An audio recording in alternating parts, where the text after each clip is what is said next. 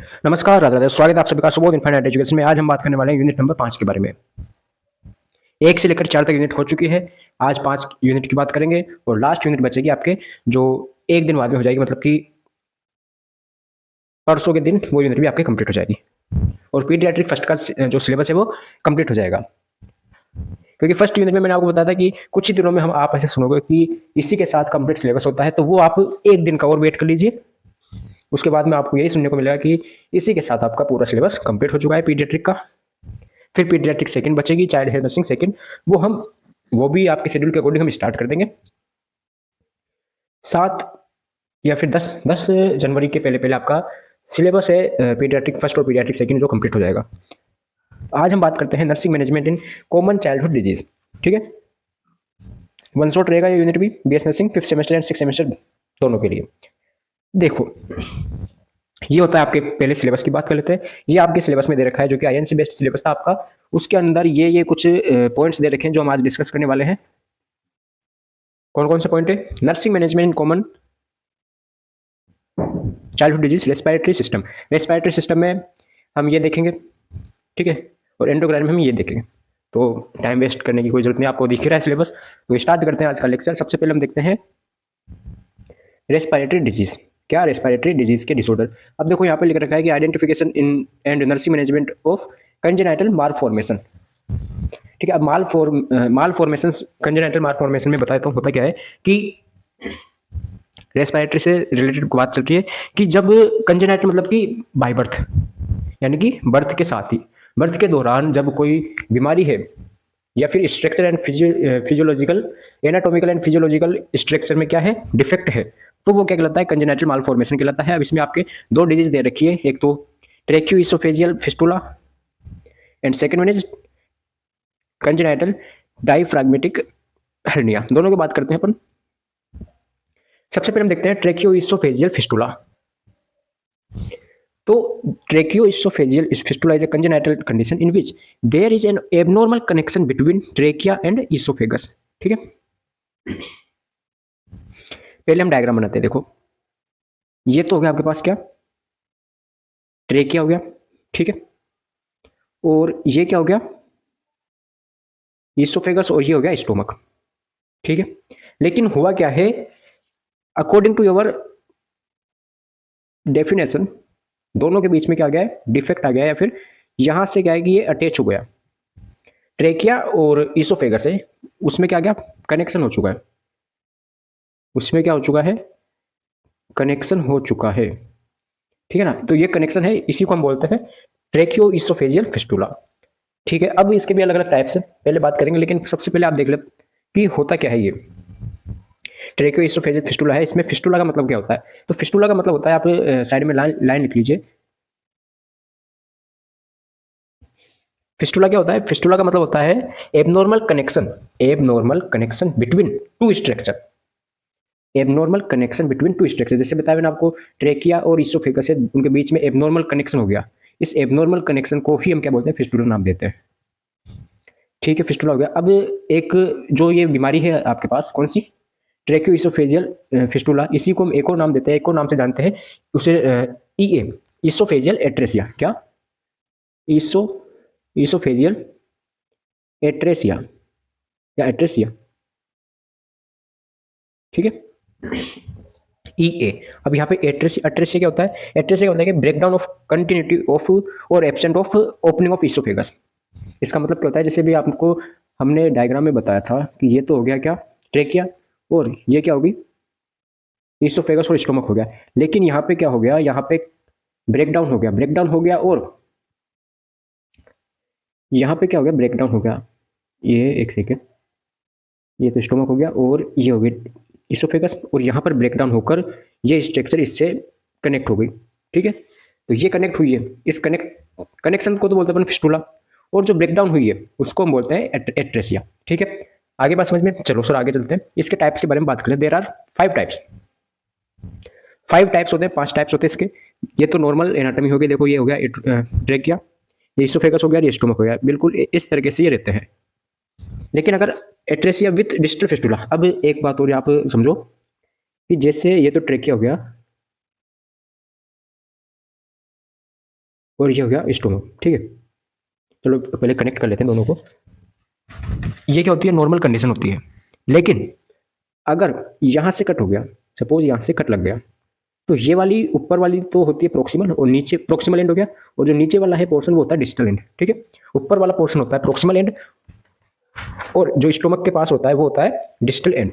ये बात आपको समझ में आ गई, ठीक है। अब देखो आप यूं चुटकी बजा के आप पूरे टाइप से वो याद कर लोगे, समझो।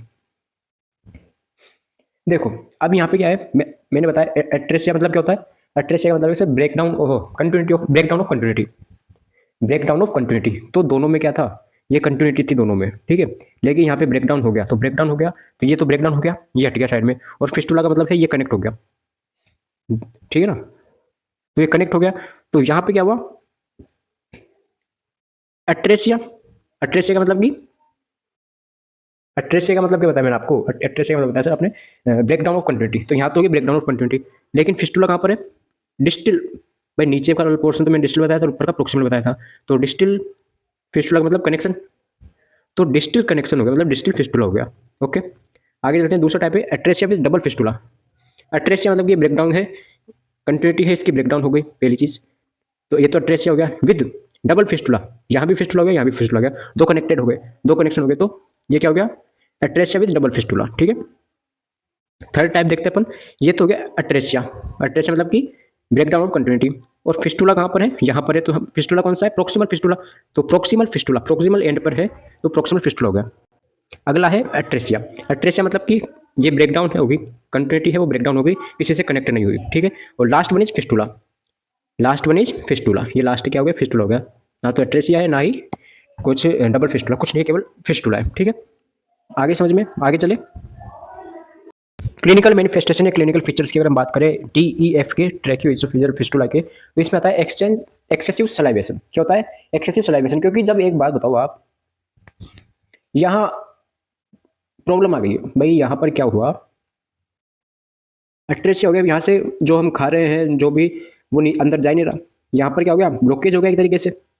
जब ब्लॉकेज हो गया तो सलाइवेशन एक्सेसिव अमाउंट में आएगी, एक्सेसिव अमाउंट में क्या आएगी, सलाइवा आएगी, सलाइवेशन एक्सेसिव हो गया। Choking and coughing during feeding, जब भी फीडिंग करेगा तो कफिंग होगी, क्योंकि वो अंदर जा नहीं पा रहा। एंड चोकिंग, साइनोसिस हो गया, रिकरेंट निमोनिया हो गया, एब्डोमिनल डिस्टेंशन हो गया, एब्डोमिनल डिस्टेंशन हो गया। आगे समझ में, डायग्नोसिस कैसे करें, तो डायग्नोसिस करने के लिए हमारे पास एक तो काम होता है failure to pass nasogastric tube, या इससे हम बोल सकते हैं ओजी ट्यूब भी बोल सकते हैं, ओरोगैस्ट्रिक भी बोल सकते हैं। होगा क्या कि जब यहाँ से हम ओरोगैस्ट्रिक या नेजोगैस्ट्रिक ट्यूब डालेंगे, जैसे डालेंगे तो होगी क्या, यहाँ पर आई, सपोज यहाँ पर आ गई, कहाँ पर, ये आई यहाँ पर, और यहाँ पर आकर रुक गई, वो अंदर जा नहीं पारी, तो फेलियर हो गया नेजोगैस्ट्रिक का, ओरोगैस्ट्रिक का। कितने सेंटीमीटर पर, 8 से 10 सेंटीमीटर, 8 से 10 सेंटीमीटर तक आकर वो रुक गई, ठीक है। पहली चीज हमने देख ली, रेजिस्टेंस हो गया उसमें, है ना।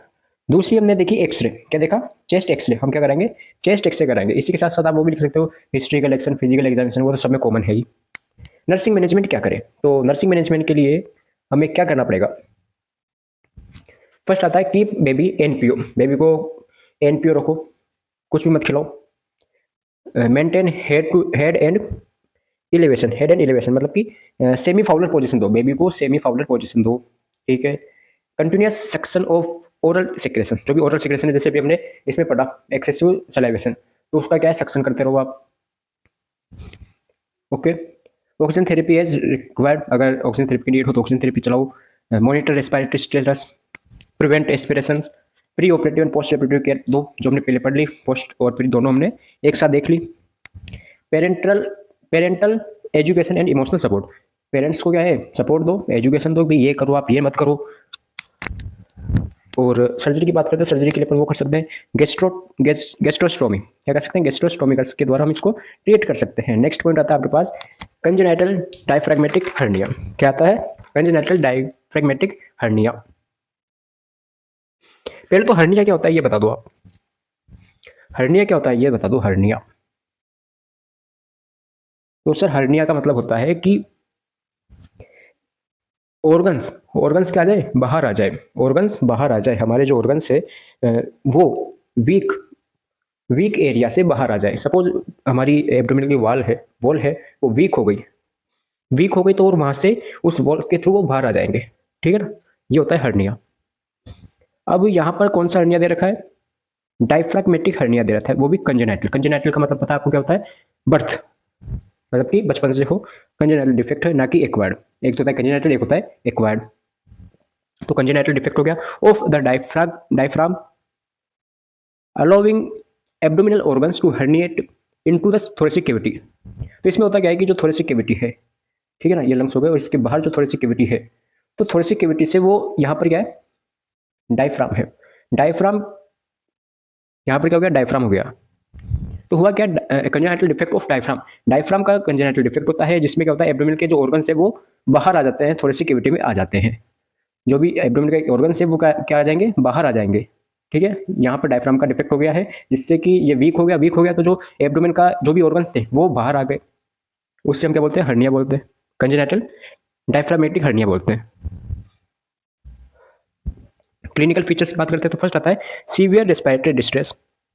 ठीक है, दूसरा सिम्टम्स देखने को मिलेगा, साइनोसिस देखने को मिलेगा, फिर मिलेगा स्केफोइड या सनकेन एब्डोमिनल। मतलब सनकेन मतलब क्या होता है, इसका मतलब होता है कि जो हमारा एब्डोमेन है वो अंदर धंसा हुआ मिलेगा, अंदर धंसा हुआ या अंदर की साइड मिलेगा, अंदर गया, मतलब जैसे सनकन आई होती है, मतलब कि आंखें अंदर की तरफ धसी हुई। ठीक है, decrease breath sound on affected area, जहां भी अफेक्टेड है साइड, वहां पर जो ब्रीथ साउंड है वो कम होगी, डिक्रीज हो जाएगी। ठीक है, मैनेजमेंट कैसे करें हम, तो इमीडिएट रेस्पिरेटरी सपोर्ट, सबसे फर्स्ट हमारा काम होता है immediate respiratory support. Avoid bag mask ventilation, bag mask ventilation है वो अवॉइड करो, नहीं देना है। Insert nasogastric tube for decompression, decompression. Oxygen and mechanical ventilation start कर दो आप। Monitor vital sign and oxygen situation, SpO2। Pre and post surgical nursing care दो। मेंटेन थर्मो रेगुलेशन, ये सभी हमें मैनेजमेंट करना है। ठीक है, अब ये तो आपके हो चुका, देखो यह तो आपके कंप्लीट हो चुका। अब बचा क्या, ये पोर्शन बच रहा है।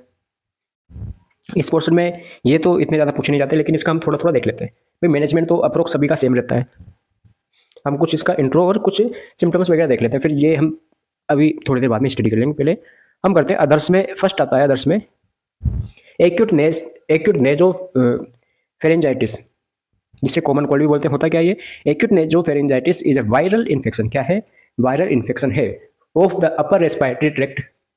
अपर रेस्पिरेटरी ट्रैक्ट जिसमें कौन कौन शामिल होते हैं, नोज हो गई, फेरिंग्स हो गया, क्योंकि नाम से पता चला नेजो फेरिंजाइटिस, तो नेजो मतलब नोज, नेजल एरिया हो गया, और फेरिंग्स हो गया। तो यहाँ पर आइटिस हो रहा है, मतलब कि इन्फ्लामेशन भी हो जाता है, इन्फेक्शन हो जाता है, वायरल इन्फेक्शन है, इन्फेक्शन के साथ साथ इन्फ्लामेशन भी हो जाता है।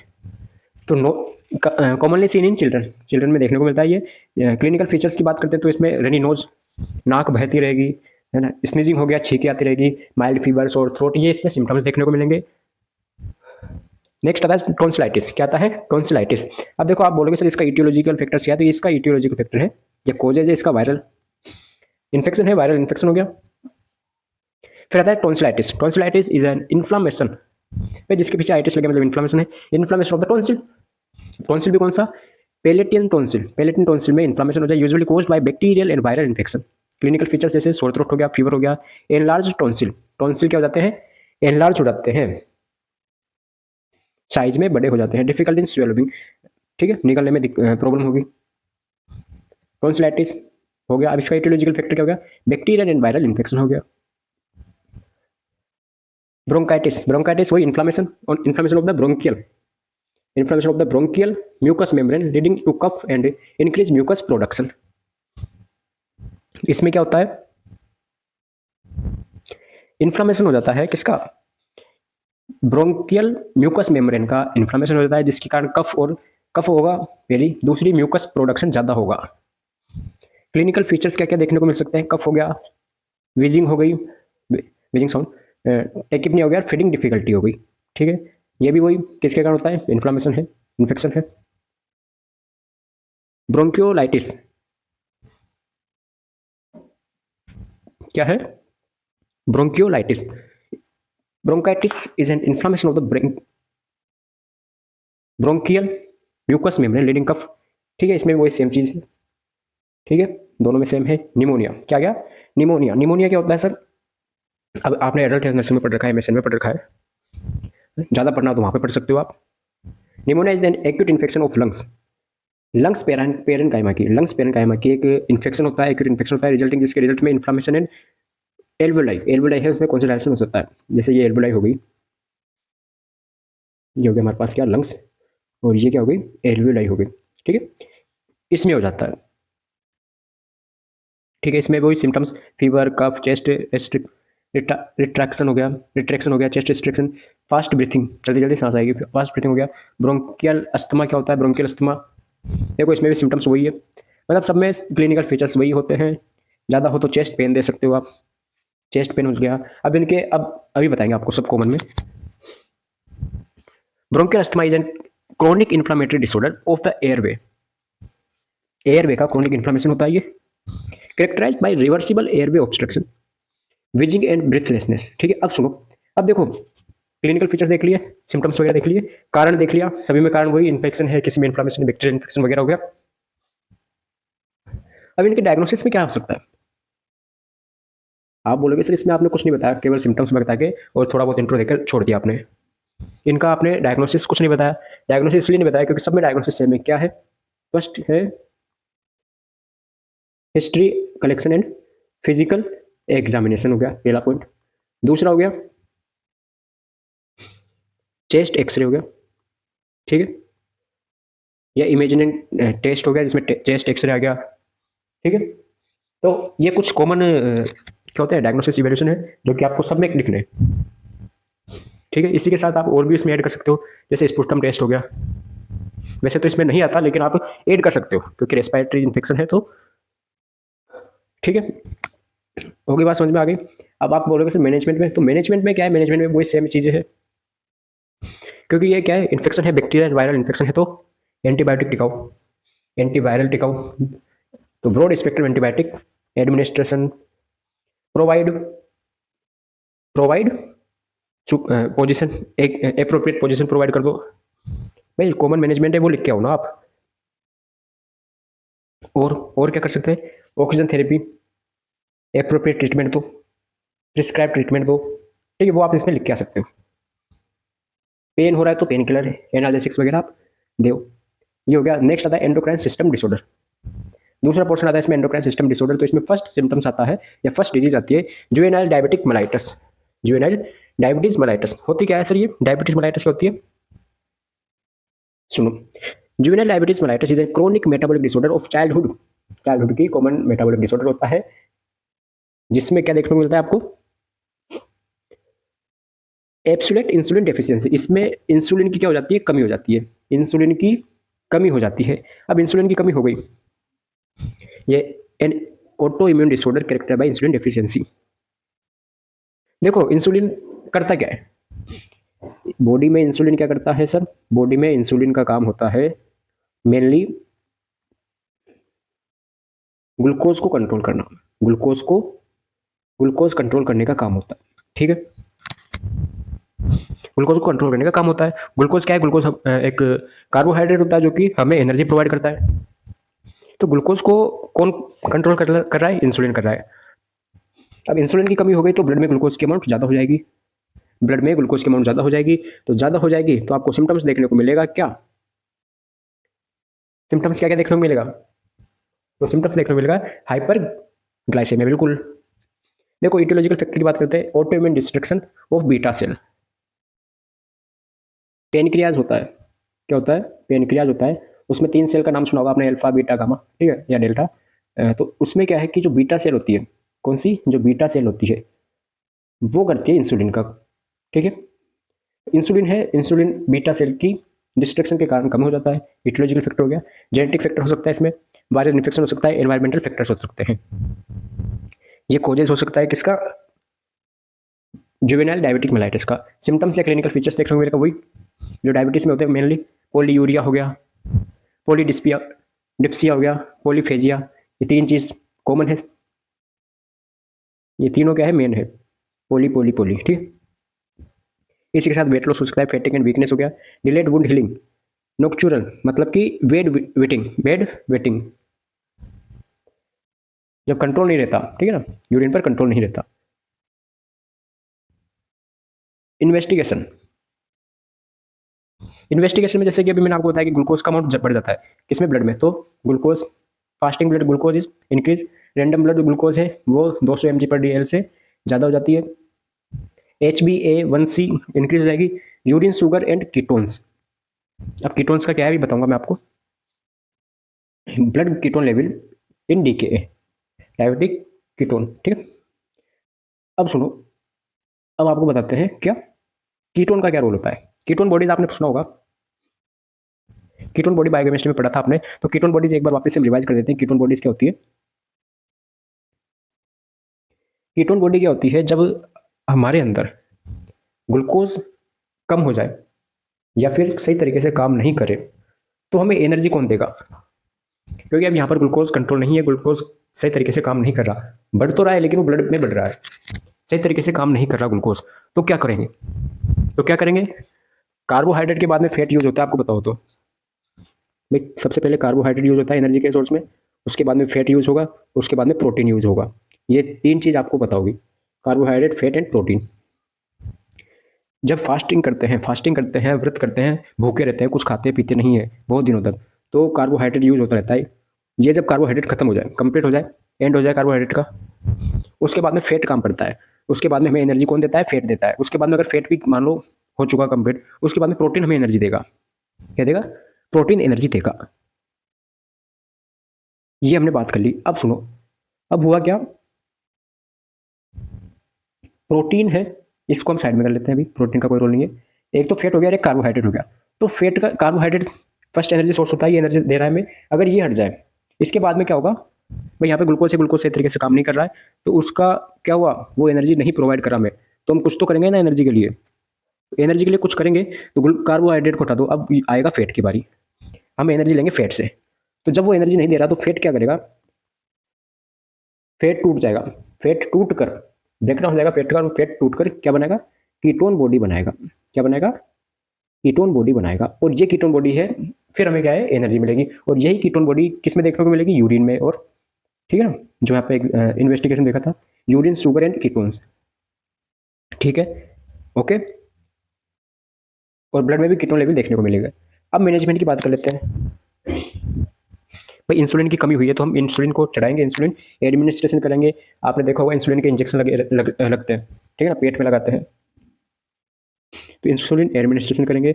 ब्लड ग्लूकोज मॉनिटरिंग करेंगे, क्योंकि यहाँ पर ब्लड ग्लूकोज क्या है, हाई आ रहा है, तो मॉनिटर करते रहो। डाइट प्लानिंग देंगे, वेल बैलेंस डाइट देंगे। Prevention of hypoglycaemia, prevention of hypoglycaemia या hyperglycaemia, education to child and parents, psychological support और एजुकेट फॉर एक्सरसाइज। ये हम कुछ क्या देते हैं, मैनेजमेंट में दे दिया। हाइपोथायरॉयडिज्म क्या आता है? हाइपोथायरॉयडिज्म आया? कुछ डाउट आया? बिल्कुल, मुझे पता है आपका क्या डाउट आया होगा। आप बोलोगे सर कि आपने यहाँ तो हाइपोग्लाइसेमिया बता दिया। क्या बता दिया? हाइपोग्लाइसेमिया बता दिया। हाइपोग्लाइसेमिया से प्रिवेंट करो, लेकिन हो तो इसके क्या है, हाइपरग्लाइसेमिया हो रहा है, तो प्रिवेंट कैसे करेंगे हम? भाई पहले हाइपरग्लाइसेमिया हो रहा है, ग्लूकोज का अमाउंट बढ़ रहा है, लेकिन आपने यहाँ पे बताया मैनेजमेंट में प्रिवेंट ऑफ हाइपोग्लाइसेमिया। ये समझ में नहीं आया, बिल्कुल अभी समझाएंगे। अब सुनो, हुआ कि हमने पूरी इंसुलिन भी दे रहे हैं, हम इंसुलिन एडमिनिस्ट्रेशन कर रहे हैं, तो इंसुलिन बढ़ेगा, ग्लूकोज काम में आएगा, ग्लूकोज हाइपरग्लाइसेमिया कम होगा। इधर से बैलेंस डाइट दे रहे हैं, ठीक है, इधर से एक्सरसाइज कर रहे हैं, साइकोलॉजिकल सपोर्ट वगैरह सब दे रहे हैं। एक्सरसाइज करेंगे पहली चीज, बैलेंस डाइट देंगे, इंसुलिन भी देंगे, तो ये सब कुछ हम देंगे, तो ग्लूकोज का अमाउंट कम हो सकता है। इंसुलिन से बढ़ेगा, इंसुलिन कम मिलेगा, ग्लूकोज को कंट्रोल करेगा, तो ग्लूकोज का अमाउंट कम भी तो हो सकता है ब्लड में, तो वो ग्लूकोज का अमाउंट ज़्यादा कम ना हो। अगर ज़्यादा ही कम हो गया, हमने ज़्यादा यूज ले लिया, ये मैनेजमेंट ज़्यादा कर लिया, ये मैनेजमेंट ज़्यादा कर लिया, और ग्लूकोज का अमाउंट है वो नॉर्मल भी आ गया, और नॉर्मल से और कम हो गया, तो और कम हो जाएगा तो क्या होगा, हाइपोग्लाइसेमिया हो जाएगा। भाई और कम हो गया, हाइपोग्लाइसेमिया हो जाएगा। तो हाइपोग्लाइसेमिया से रोको, प्रिवेंट करो उसको, हाइपोग्लाइसेमिया मत होने दो। इसीलिए हम बार बार क्या करते हैं, ब्लड ग्लूकोज मॉनिटरिंग कर रहे हैं। आगे समझ में? भाई हम अगर ज़्यादा ट्रीटमेंट कर देंगे तो उसका उल्टा भी तो सकता है। सपोज बीपी की दवाई दे रहे हैं अपन, ब्लड प्रेशर की, हाइपरटेंशन की दवाई दे रहे हैं, और हमने ज़्यादा ही दवाई ले ली, ज़्यादा डोज ले लिया, तो हाइपरटेंशन कन्वर्ट इनटू हाइपोटेंशन, वही चीज़ यहाँ पर है, ठीक है। आते हैं वापस टॉपिक पर, हाइपोथायरॉयडिज्म। हाइपोथायरॉयडिज्म क्या होता है? Hypothyroidism is a condition characterised by deficiency of the thyroid hormones. Thyroid hormone की कमी से, हाइपो मतलब की कमी, और थायरॉयडिज्म मतलब की थायराइड, थायराइड हार्मोन की क्या हो गई, कमी हो गई, जिससे क्या हो सकता है, मेटाबॉलिज्म स्लो हो सकती है, growth and development in children slow हो सकता है। अब हाइपोथायरॉयडिज्म भी दो टाइप का होता है, first one is congenital, second one is acquired. Congenital hypothyroidism present at the birth और acquired develop later in childhood. ठीक है भाई, या तो बचपन से हो या फिर चाइल्डहुड में डेवलप हो जाए। कारण क्या हो सकता है, एटियोलॉजी देखते हैं तो कंजेनाइटल एब्सेंस और मालफॉर्मेशन ऑफ थायराइड, ये हो गया एक तो कारण कि भाई बचपन से ही क्या है, एब्सेंस है या फिर कमी है थायराइड हार्मोन की। और अब इसका कारण आयोडोपैथी है, मतलब कि अननोन है। आयोडीन डेफिशिएंसी हो गया, ऑटोइम्यून थायराइडाइटिस हो गया, थायराइड सर्जरी और रेडिएशन एंड सर्टेन ड्रग्स, कुछ ड्रग्स मेडिसिन वगैरह लेने से भी यह हाइपोथायरॉयडिज्म हो सकता है। फिर आता है क्लिनिकल फीचर्स। क्लिनिकल फीचर्स मतलब कि क्या क्या साइन एंड सिम्टम देखने को मिलता है। तो जैसे हम फर्स्ट देखते हैं इन्फेंट में और फिर देखते हैं चिल्ड्रन में। पहले देखते हैं इन्फेंट्स में। इन्फेंट्स में क्या क्या देखने को मिलता है, तो प्रोलॉन्ग जॉइंटिस, लंबे टाइम तक जॉइंटिस देखने को मिलेगा। पुअर फीडिंग, कॉन्स्टिपेशन, लार्ज टंग जिसे हम बोलते हैं मैक्रोग्लोसिया, क्या बोलते हैं मैक्रोग्लोसिया, लार्ज टंग देखने को मिलेगी, लार्ज टंग देखने को मिलेगी।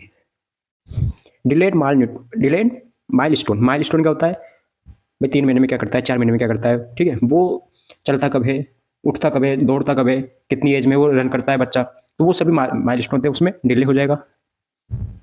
इन्वेस्टिगेशन करने के लिए हम क्या करेंगे भाई, थायराइड की कमी है, थायराइड की कमी है तो चेक करो, थायराइड की कमी चेक करेंगे तो serum T3 and T4 hormone है वो चेक करेंगे, वो हमें डिक्रीज मिलेगा।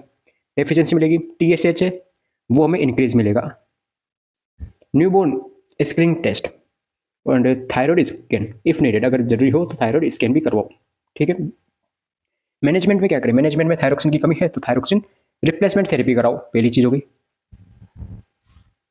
दूसरी है monitor growth and development, regular thyroid function test हो गया, parent education and long term follow up. ठीक है, ये होता है नर्सिंग मैनेजमेंट किसका, हाइपोथायरॉयडिज्म का। ओके, तो लेक्चर कैसा लगा कमेंट जरूर करें। ये कंप्लीट आपका सिलेबस हो चुका है, ये हो गया और ये भी हो गया। ठीक है, बिल्कुल सिलेबस के अकॉर्डिंग पढ़ा रहे हैं, तो ये दिमाग में ना लाए कि ये नहीं पढ़ाया सर, ये नहीं पढ़ाया, बिल्कुल डायग्राम भी लेकर आ रहे हैं आपके लिए। और यहाँ पर आपके ये पीछे देखो बच्चा भी है, देख रहा है आपको, ये बच्चा देख रहा है आपको यहाँ से पीछे से, ये देखो कि ये दोनों आंखों से देख रहा है ये बच्चा कि भैया और दीदी हमें कैसे पढ़ रहे हैं। बिल्कुल इस बच्चे को जरूर पढ़ेंगे, इस बच्चे में क्या क्या प्रॉब्लम है सबको देखेंगे। ठीक है, तो लेक्चर कैसा लगा कमेंट जरूर करें, कमेंट करना ही है आपको। ठीक है, नोट्स आपको टेलीग्राम पर मिल जाते हैं। मिलते हैं वीडियो में नए लेक्चर के साथ। राधे राधे।